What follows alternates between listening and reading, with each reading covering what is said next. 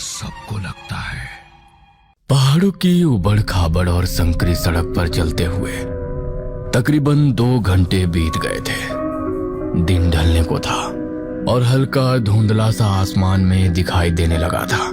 तभी गाड़ी की खिड़की पर टकटकी लगाए बाहर देख रही डेजी अचानक से चीख पड़ती है।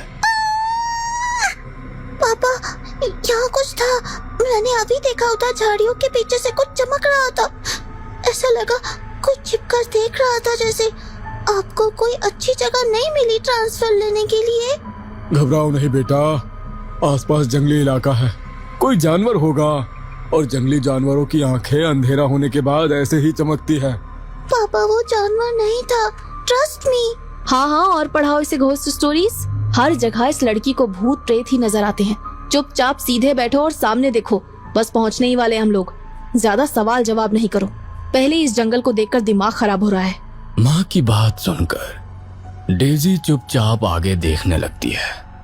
अचानक ही एक जंगली हिरन दौड़ते हुए उनकी गाड़ी के सामने से गुजरता है और झाड़ियों की ओर चला जाता है। जहां अचानक जानवर के गाड़ी के आगे आने से सिरिल और रोजी बुरी तरह घबरा गए थे, वहीं डेजी की नजर अभी भी झाड़ियों की ओर जाते हिरन पर ही थी। आपने देखा वो हिरन? वो उधर झाड़ियों के पास जाकर किसी इंसान की शेप में बदल गया था। ये सब क्या हो रहा है? कम ऑन डेजी, अब मुझे भी लग रहा है तुम्हारी मम्मी की बात सही है। तुम कुछ ज्यादा ही ओवर थिंकिंग कर रही हो। अरे वो जंगली जानवर था और यहाँ ये आम बात है बेटा, इसीलिए यहाँ पर स्लो ड्राइविंग करने के लिए कहा जाता है। मैं ही थोड़ा स्पीड में था। सिरिल और रोजी ने अपनी तरफ से डेजी को समझाने की पूरी कोशिश कर ली थी, लेकिन उसकी आंखों में डर अभी भी साफ नजर आ रहा था। पेशे से सिविल इंजीनियर सिरिल को 10 महीने के प्रोजेक्ट पर काम करने के लिए चीसा पानी के पहाड़ों में पोस्टिंग मिली थी। अपनी पत्नी और बेटी को लेकर आज वो साइट के पास में ही उसके लिए तैयार किए गए कॉटेज में जा रहा था। पहाड़ के बीचों बीच चल रहे प्रोजेक्ट के आसपास कोई रिहायशी कॉलोनी नहीं थी। हाँ, बीच में एक जंगल पड़ता था जिसे पार करने के बाद एक छोटा सा गांव था। साइट से कुछ दूरी पर ही कंपनी ने उसके लिए एक 1 रूम सेट तैयार कराया था, जिसमें सिरिल अपनी पत्नी रोजी और बेटी के साथ रहने लगा था। दिन के समय तो उन्हें कुछ खास दिक्कत नहीं होती थी, क्योंकि साइट पर लोगों का आना जाना लगा ही रहता था। लेकिन जैसे जैसे दिन ढलने लगता, जंगल से आती जंगली जानवरों की आवाज और साए साए करता सन्नाटा उनके दिल की धड़कनों को बढ़ा देता। ऊपर से डेजी के मन में बैठा डर रोजी के लिए बड़ी चुनौती बना हुआ था। शुरुआत के कुछ दिन बड़ी कठिनाइयों से बीते, लेकिन अब धीरे धीरे उन्हें इस माहौल की आदत होने लगी थी। 2 दिन में क्रिसमस का त्योहार था। सिरिल की पत्नी के साथ साथ उसकी 7 साल की बेटी भी क्रिसमस के लिए बहुत उत्साहित थी। 2 दिन में क्रिसमस है। अब हम चाहे शहर से दूर हों, लेकिन त्योहार तो मनाएंगे ही ना। डेजी का भी थोड़ा मन बदल जाएगा। अरे तुम चिंता क्यों करती हो? मैंने तो सुना है यहाँ गांव में भी क्रिसमस बहुत धूमधाम से मनाया जाता है। एक बड़ा सा चर्च भी है। इतना ही नहीं, गांव में बड़ा सुंदर मेला भी लगा है जो क्रिसमस तक चलेगा। हम लोग भी चलेंगे, मेले से ही सारी खरीदारी कर लेंगे। डेजी को भी अच्छा लगेगा। मेले की बात सुनकर सिरिल की बेटी डेजी मचल उठती है। पापा, मुझे अभी मेला देखने चलना है, बहुत मजा आएगा, चलो ना। बेटा, अभी तो मुझे ऑफिस जाना पड़ेगा, लेकिन मैं पूरी कोशिश करूंगा अगर अंधेरा होने से पहले घर आ गया तो फिर हम लोग गांव चलेंगे। सिरिल ने बेटी से वादा तो कर लिया था, लेकिन साइट पर इतना काम था कि दिन ढलने तक उसे फुर्सत ही नहीं मिली थी। मम्मा, पूरा दिन बीत गया, पापा आए ही नहीं, अंधेरा भी होने लगा। बेटा, पापा को कोई जरूरी काम आ गया होगा। समझदार बच्चे जिद नहीं करते ना। पापा के लेट आने के कारण डेजी बहुत नाराज थी और गुस्से में सो गई थी। अगले दिन सुबह के समय, पापा, आज ऑफिस मत जाओ, प्लीज हमें मेला घुमाने ले चलो ना। मेरे सारे दोस्त क्रिसमस की तैयारी कर रहे होंगे और हम यहाँ जंगल में कैद होकर बस दिन भर आपके लौटने का इंतजार करते रहते हैं। बेटा, पापा की मजबूरी है। साइट पर इतना काम है कि मैं चाह कर भी छुट्टी नहीं ले सकता, लेकिन प्रॉमिस आज जल्दी आऊंगा और फिर हम शॉपिंग करने जाएंगे। डेजी को पूरा यकीन था कि आज चाहे कुछ भी हो जाए, पापा उसे मेला घुमाने जरूर ले जाएंगे। धीरे धीरे वक्त बीतता चला जा रहा था। घड़ी के कांटों ने शाम के 5 बजने का संकेत दे दिया था, लेकिन अभी तक सिरिल का कोई अता पता नहीं था। अचानक ही रोजी को अपने दरवाजे पर दस्तक सुनाई देती है। रोजी मैडम, कोई है अंदर? रोजी मैम साहब। किसी महिला के बार बार आवाज देने पर रोजी दरवाजा खोलती है। दरवाजा खोलते ही एक ठंडा हवा का झोंका उसे छूकर गुजर जाता है। शाम के लगभग 5 बजे ही बाहर हल्का अंधेरा होने लगा था। रोजी ने महसूस किया कि जो हवा अभी अभी उसे छूकर गुजरी है वो कुछ अलग सी थी। अचानक उसकी नजर सामने खड़ी औरत पर पड़ती है। सामने एक 35-36 साल की औरत खड़ी हुई थी, जिसके पहनावे को देखकर ऐसा लगता था कि शायद वो यहीं पास के गांव की रहने वाली है। औरत ने अपना चेहरा घूंघट से ढका हुआ था। जीने से पल्लू से कुछ धुंधला सा उसका चेहरा नजर आ रहा था। रोजी ने गौर से घूंघट से उसका चेहरा देखने की कोशिश की और फिर बोली, आप कौन? मैंने आपको पहचाना नहीं। मुझे साहब ने भेजा है, उनके लिए चाय पानी लाने का काम करती हूँ। साहब ने कहा है कि आपको और बेबी को गांव ले जाकर मेला दिखा लाऊं, इसीलिए आप लोगों को लेने के लिए आई हूँ। लेकिन हम दोनों अकेले कैसे जाएंगे? मेला तो वो हम लोगों को लेकर जाने वाले थे ना? हाँ मैडम, साहब थोड़ा व्यस्त हैं, वो अभी नहीं आ पाएंगे, इसीलिए तो उन्होंने मुझे भेजा है। आप लोग ज्यादा देर ना करें, जल्दी से मेरे साथ चलिए। देखिए ना, अभी से अंधेरा घिरने लगा है। वापसी में साहब आपको लेने आ जाएंगे। पता नहीं यहाँ से गांव कितना दूर है। इतने दूर हम लोग पैदल कैसे जाएंगे? रुको, मैं सिरिल को फोन करती हूँ। मम्मा चलो ना प्लीज, पापा ने कहा है तो चलते हैं ना। रोजी ने अपना फोन उठाया। उसमें नेटवर्क नहीं आ रहा था। बेटी और गांव की औरत के बारे में कहने पर वो थोड़ी परेशान सी हो गई थी। अरे मैडम, समय मत बर्बाद करिए, आप घबराइए मत। यहाँ जंगल के बीच से ना एक छोटा सा रास्ता जाता है, मैं आप लोगों को वहीं से ले चलूंगी। ज्यादा देर नहीं लगेगी, बस 15 से 20 मिनट में हम लोग वहाँ पहुँच जाएंगे। रोजी ने महसूस किया कि जितनी देर वो उस महिला से बात कर रही थी, आसपास के पेड़ों पर बैठे पंछियों के झुंड उड़कर वहां से दूर जा रहे थे। माहौल में ठंडक बढ़ती जा रही थी और पास से झिंगुरों की सन्नाटा चीरती आवाजें भी सुनाई दे रही थी। उस औरत की बात सुनकर रोजी 2 पल के लिए सोचती है और फिर बेटी के उदास चेहरे की ओर देखकर गांव जाने को तैयार हो जाती है। कुछ दूर चलने के बाद ही दिन पूरी तरह ढल गया और चारों ओर घना अंधेरा फैल गया। अंधेरा घेरते ही जंगल में चारों ओर कुत्तों और जंगली सियारों के रोने की भयानक आवाज सुनाई देने लगी थी। ये जंगल तो बड़ा खतरनाक लग रहा है। तुम्हें अकेले इस जंगल को पार करने में डर नहीं लगता? मुझे लग रहा है शायद हमें वापस लौट जाना चाहिए। रोजी की बात सुनकर वो औरत रहस्यमयी तरीके से मुस्कुराने लगती है। डर? कैसा डर? आप शहर के लोग डर का मतलब कहाँ जानते हो? अब यहाँ आ गई हो तो डर किसे कहते हैं ये भी धीरे धीरे जान जाओगी। घर से निकलना आसान है, लेकिन अब वापस लौटना असंभव है। क्या मतलब? मेरा मतलब है कि अभी वापस जाने में जितना समय लगने वाला है उससे कम समय में हम गांव पहुंच जाएंगे। अभी लौटने का फायदा नहीं है। क्रिसमस आने वाला है। आपके घर पर क्रिसमस मनाते हैं या नहीं? हम तो बड़ी धूमधाम से ट्री लेकर आते हैं, फिर डेजी के साथ उसे सजाते हैं, केक काटते हैं, बहुत मजा आता है। मदर मैरी एंड जीसस सबकी रक्षा करें। इतना कहकर रोजी अपने गले में पहने क्रॉस को उठाकर अपने सर से लगाती है ये सब बातें बंद करो। ये किस तरह से बात कर रही हो तुम? मैं तुम्हारे धर्म को नहीं मानती, इसीलिए मुझे इसके बारे में बात करना पसंद नहीं। अरे गॉड तो सबका हेल्प करता है, भगवान कहो या अल्लाह या जीसस। आप एक बार प्रेम से उनके सामने कन्फेस करके देखो, सब कितना अच्छा लगने लगेगा। रोजी की बात पूरी सुने बिना ही उस औरत ने अपने कानों पर हाथ रख लिए और गुस्से में जोर से चिल्लाई, चुप करो, मैंने कहा चुप करो, बंद करो अपनी ये बकवास, बंद करो। रोजी उस औरत के इस तरह से चिल्लाकर बात करने से बहुत घबरा गई थी। उसने महसूस किया कि चिल्लाते समय उस औरत की आंखें अजीब तरह से लाल हो गई है। मम्मा, अभी मैंने वहाँ पेड़ के पीछे एक लड़की को खड़े हुए देखा। वो मुझे देखकर अजीब सी नजरों से घूर रही थी।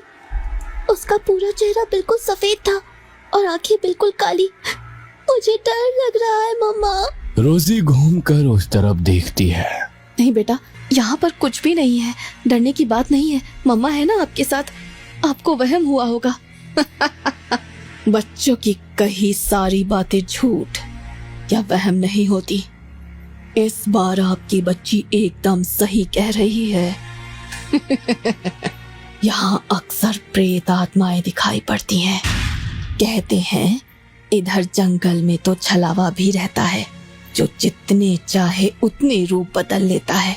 एक बार उसकी नजर जिस पर पड़ जाए उसे वो अपने साथ ले ही जाता है। अंधेरा होने के बाद ये जंगल उसका हो जाता है। ये क्या कह रही हो तुम? इस तरह का भद्दा मजाक मत करो। देख नहीं रही हो बच्ची डर रही है? बच्चों के सामने क्या बोला जाता है क्या नहीं, इतनी भी तमीज नहीं है तुम्हारे अंदर। पता नहीं सिरिल ने क्या सोच कर इसे भेज दिया। मैडम, आप दूर गांव से आई है ना, इसीलिए अभी इस पहाड़ के बारे में ज्यादा नहीं जानती हैं। चलिए मैं आपको बता देती हूँ। कहानी सुनाते हुए रास्ता भी आसानी से बीत जाएगा।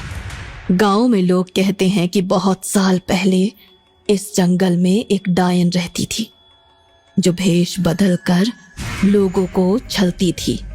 वो डायन 3 बार आवाज लगाती थी। उन 3 आवाज में अगर कोई उसकी बात का जवाब दे दे तो फिर वो उसे अपने साथ ले जाती थी और उसका खून पीकर अपनी प्यास बुझाती थी। और फिर उस आदमी की उम्र उस डायन को लग जाती थी। जिन लोगों को अमर होने के लिए उस डायन ने मारा, वो सभी आत्मा इस जंगल में कैद हो गई हैं।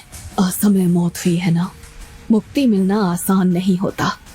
इसीलिए एक नहीं दर्जनों आत्माएं घूमती हैं इस जंगल में। उस डायन का खात्मा करने के लिए गांव के लोगों ने उसे जलाकर मार डाला था, लेकिन मरकर वो और भी खतरनाक हो गई। और अब वो छलावा बनकर इस रास्ते से गुजरते लोगों को छलकर अपना शिकार बनाती है। मम्मा, ये आंटी क्या बोल रही है? भूत प्रेत छलावा डायन, मुझे डर लग रहा है। मुझे घर जाना है। बस थोड़ी देर और हिम्मत रखो बेटा। ऐसा लग रहा है कि हमारे पीछे पीछे कोई चल रहा है। ये पत्तों की खड़खड़ाहट सुनाई दे रही है आपको?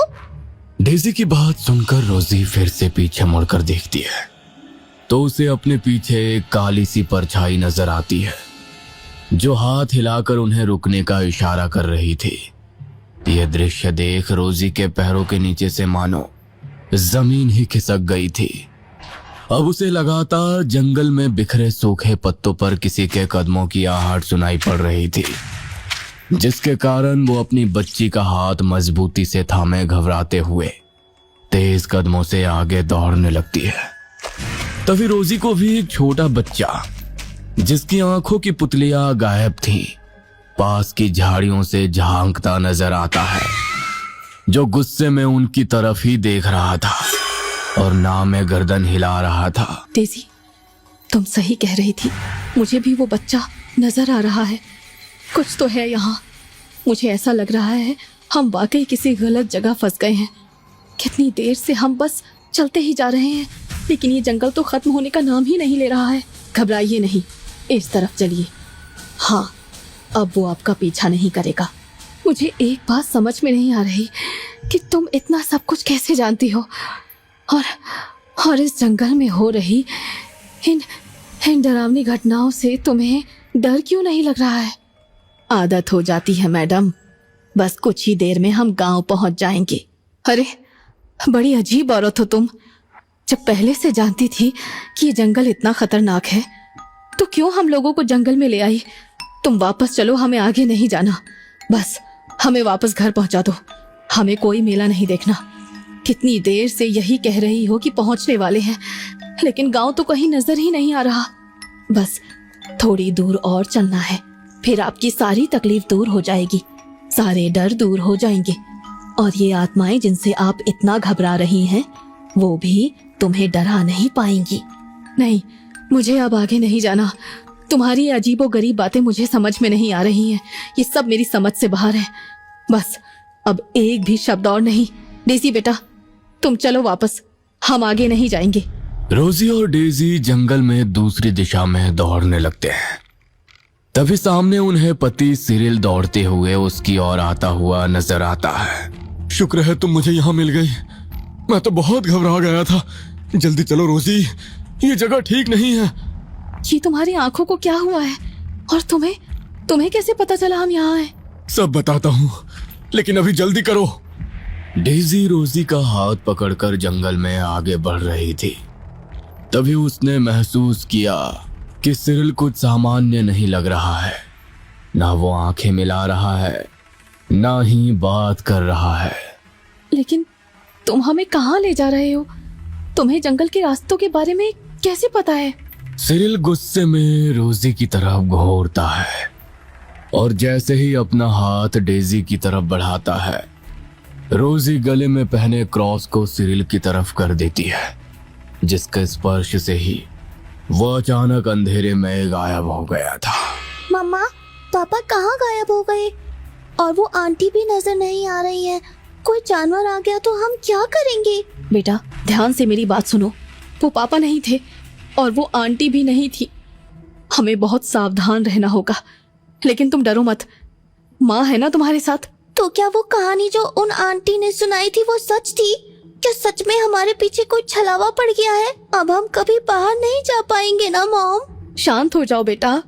तभी रोजी को किसी की आवाज सुनाई देती है, जैसे कोई उसका नाम लेकर पुकार रहा हो। ये तो पापा की आवाज है।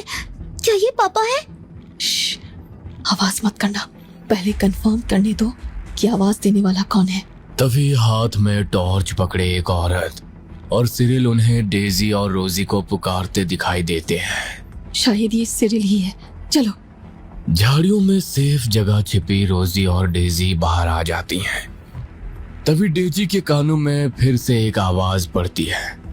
डेजी मुड़कर देखती है तो दूसरी ओर भी सिरिल और घूंघट वाली औरत खड़ी नजर आती है। मम्मा, ये सब हमारी नजर का धोखा है। हम फिर से उस छलावे की चाल में फंस गए। जल्दी चलो यहाँ से। बेटा ऐसा मत कहो, मैं तुम्हारा पापा हूँ, आओ मेरे पास। नहीं बेटा, उधर जाने की गलती मत करना। अरे वो छलावा है, मैं तुम्हारा पापा हूँ।